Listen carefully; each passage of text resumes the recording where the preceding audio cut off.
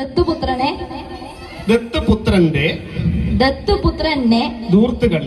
ദൂർത്ത് കണ്ട് മൂത്ത പുത്രൻ കയർത്തു. ദത്തുപുത്രന്റെ ദൂർത്ത് കണ്ട് മൂത്ത പുത്രൻ കയർത്തു.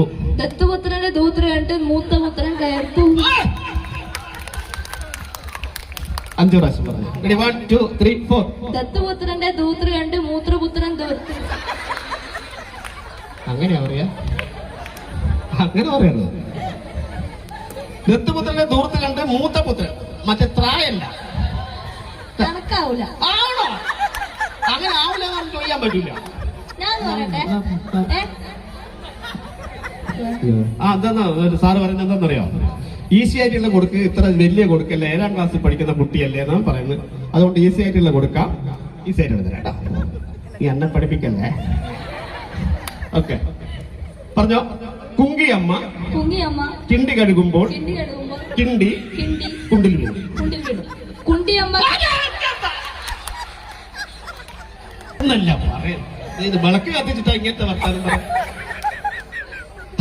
ഓക്കെ, എല്ലാവർക്കും ഒന്നും പറയാൻ കഴിയില്ലപ്പാ, തന്നെയാണ്. എന്തായാലും നമ്മുടെ മോൻ ഇവിടെ വന്നിട്ട് തകർത്തു. ഭാവിയിലെ നിങ്ങൾക്ക് നല്ലൊരു മിമിക്രി ആർട്ടിസ്റ്റാണ്.